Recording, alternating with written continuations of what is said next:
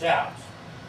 There's a certain type of insect that will gnaw a hole right through your skin and will burrow into spongy flesh and lay eggs so deep within, and their young will hatch inside of you and eat their way right through, and they'll tear flesh from bones with tiny mouths of knives, and they'll turn muscle into ribbons and tendons into lace, and they'll eat your organs into doilies and make a pulpy mess out of your face. And imagine that silent screaming, and imagine that terrible pain as termites burrow into bones and leave your stuffing all askew, and you'd be lucky to save your innards before they go putrid with mildew. And sometimes I think of these sorts of insects that kill things inside out, and I think of power plants and of Woolworths in Iraq, and I think of villa wood and of rubbish dumps full of carcasses and soft drink cans and plastic toys not for children under 3 because they have small parts that you might choke on if you don't chew so carefully. And sometimes I think of roadkill and of those awful eyes stretched wide and white with fear, and that furry body crushed with tire marks, and the intestines form a noose, and the tongue is butterflied, and its nose is slowly bleeding, and in its eye sockets there are maggots softly feeding.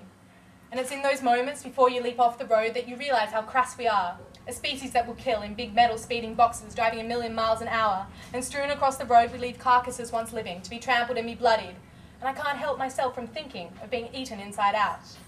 Because roadkill is one thing and packaged meat is another. Surely there is something wrong when we buy our flesh in rectangular prisms, sterilised and sanitised and wrapped up in glad wrap for our dinners.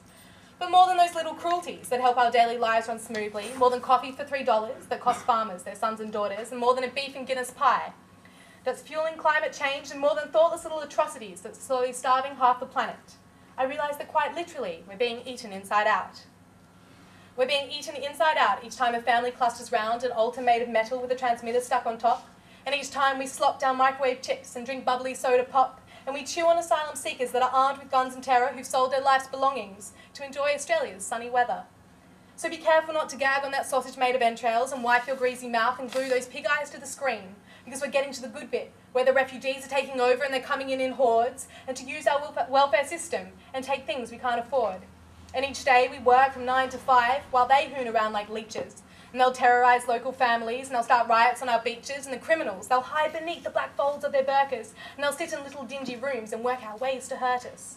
But put your feet up and flick the channel and lick that greasy plate and watch the scenes from Afghanistan's, a 10-year war of hate. But don't let that wreck your appetite, because sometimes you have to kill. When you are right and they are wrong, you teach lessons with those bombs, and each gun fired teaches a small child who's lost a parent or a limb that the white men in khaki, they always hate and they always win. And each mine that blows up civilians and each prisoner that's bagged and raped is just a lesson in submission and the power of the state.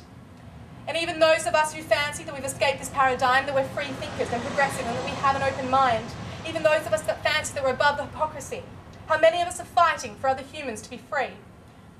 I buy at least 3 coffees, okay, probably 5, and I drink Cooper's beer, which helped liberals to survive, and I smoke cigarettes whilst preaching about climate change, and all of this hypocrisy makes me feel a bit ashamed. And I'm not saying that we should all be saints, or that I'm evil to the core, or that we should all march bearing banners and demand dignity for them all.